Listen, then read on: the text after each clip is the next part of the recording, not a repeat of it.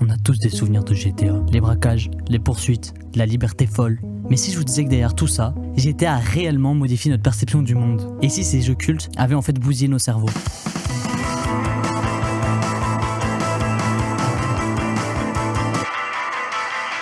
Dans GTA, on se promène tranquillement en incarnant des malfrats face aux écrasantes villes américaines. Évidemment, face à cette possibilité, le premier réflexe naturel est de faire couler le sang, de braquer des banques et de se prendre pour Tony Montana. Bon, après quand même on va faire les missions, et de ce côté, GTA reprend ouvertement les codes du cinéma gangster, de Scarface à Miami Vice, pour construire son mythe du gangster vidéoludique. Et ça aussi avec des codes très présents dans ses films. L'originalité de la série, c'est de donner aux criminels une dimension héroïque tout en parodiant les conventions du film noir et du polar. Les scénarios s'inspirent de récits classiques, montée dans le crime organisé, clan rivaux, trahison familiale, mais dans GTA, c'est toujours fait sous couvert d'humour noir. En témoin, Vice City, sorti en 2002, se présente comme une version vidéoludique de Scarface, entre néon rose et bande son pop, avec des flics véreux et ses gangsters exagérés. Les développeurs n'hésitent pas à mêler la fiction et le fait réel. Par exemple, le scandale Rampart de la police de Los Angeles, qui est plus ou moins imité dans GTA San Andreas. C'est un scandale où on s'est rendu compte que certaines unités de cette dite police se permettaient, entre autres, de fabriquer des preuves, de voler de la drogue et de l'argent. Quand ça s'est fait, c'est évidemment fait pour amuser celui qui a la rêve devant son écran, et paradoxalement aussi pour renforcer l'authenticité de ce qui est raconté comme plausible.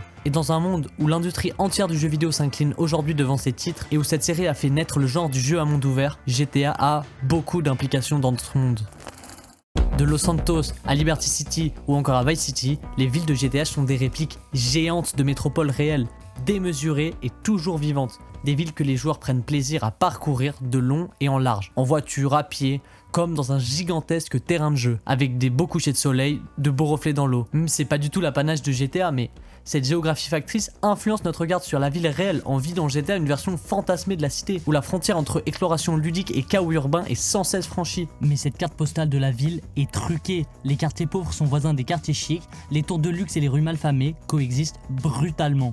Les missions incitent souvent à défier l'ordre, à klaxonner à outrance, à renverser des piétons, à échapper aux hélicoptères dans des scènes de crimes considérées comme banales. Cette expérience urbaine éclaire notre rapport à la ville réelle. D'un côté, GTA magnifie la liberté d'action en milieu urbain. De l'autre, il banalise le crime comme un simple élément de décor. Ainsi, même si la police réagit aux infractions, elle est caricaturale et inefficace. Le monde dans GTA est presque sans conséquence. Le crime y est tellement présent que c'est presque grave. Entre nos massacres, tout le monde se promène tranquille, comme si la ville vivait ça tous les jours. Dans le jeu, que l'on raquette un joint ou qu'on tue plusieurs policiers, on finit par réapparaître sans peine, prêt à recommencer. Ils simulent une ville avec ses sirènes et ses buildings, mais ils occultent la fragilité des habitants. Pas de flics blessés, pas de familles endeuillées. Dans cette géographie virtuelle, le joueur ne subit ni enquête policière, ni casier judiciaire, ni véritable sanction. La ville de GTA est aussi moins un terrain de conflit qu'un théâtre où l'on rejoue la criminalité sans conséquences tangibles.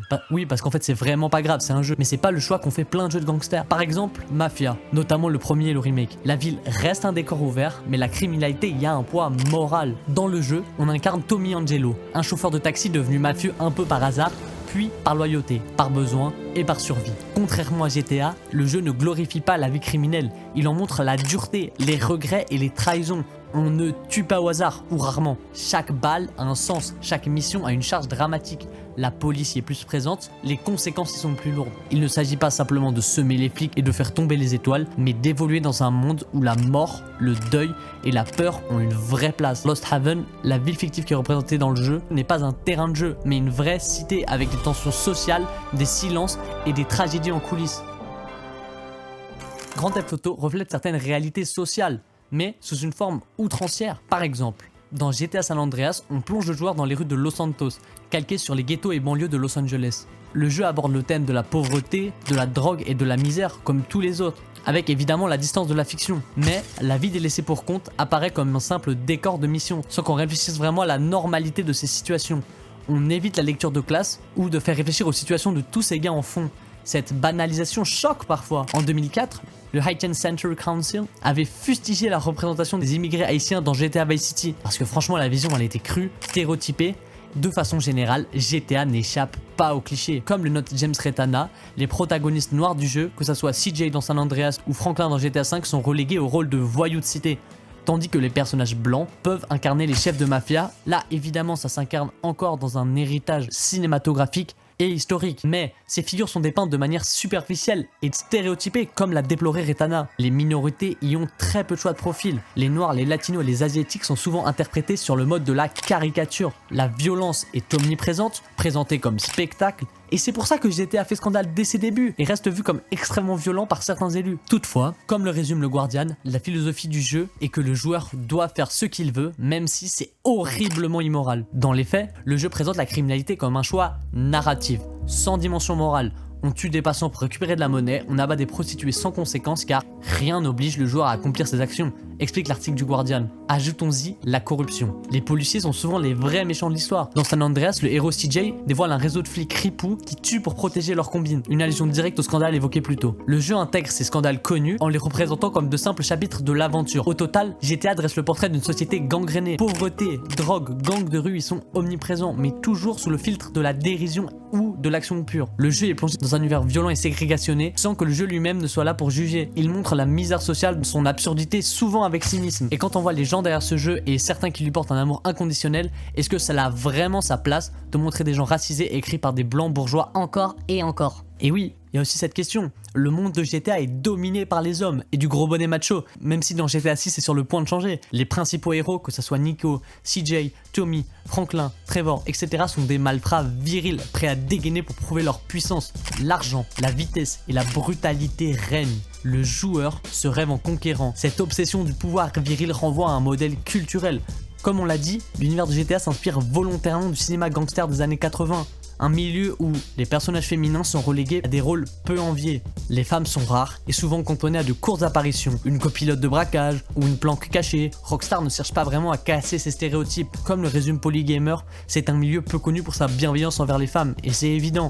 Surtout que ce ton satirique et cet imaginaire de GTA va imprégner la culture populaire. Certains joueurs, surtout jeunes, se prennent au jeu et assimilent les comportements de bandits. Le jeu renforce un idéal de virilité extrême qui peut être vu comme une caricature, ou, hélas, comme une norme à atteindre pour impressionner son entourage. Le cocktail détonnant de gosses cylindrés, de flingues dorées, voire magnifiques, et de punching balls humains alimente un fantasme de toute puissance. Ainsi, GTA illustre comment le pouvoir s'obtient par la peur. Les armes, les gros sous ouvrent les portes de la ville, et chaque décision du joueur est une affirmation de force.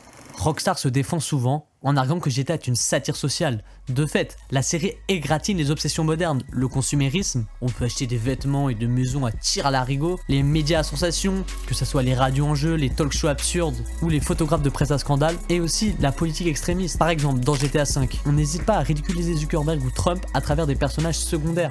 Le slogan implicite est « Voici le renvers du rêve américain ». Chaque écran publicitaire ou station de radio parodie un vice de notre époque, du débat conspirationniste aux réseaux sociaux débordés. Pourtant, il y a dans GTA une tension idéologique en se moquant à la fois de l'ultralibéralisme et du système capitaliste. Avec la soif d'argent, les bulles immobilières, etc., le jeu dépeint la criminalité sous un jour presque romantique. Certains font le parallèle entre GTA et une critique de l'Amérique, jusqu'à parler de satire tonitruante des États-Unis. D'autres soulignent qu'en même temps, Rockstar est devenu l'empire du profit qu'il dénonçait. Le jeu incarne ce paradoxe. D'un côté, il offre une dérision politique plutôt de gauche, le rêve américain est tourné en cauchemar, de l'autre, il vend précisément ce cauchemar comme un spectacle rémunérateur. Ce double message laisse le public sur un goût d'ambiguïté, joue-t-on pour critiquer ou pour s'évader? GTA lui-même ne tranche pas toujours la question, mais il place le joueur devant ce miroir déformant sans filtre moral.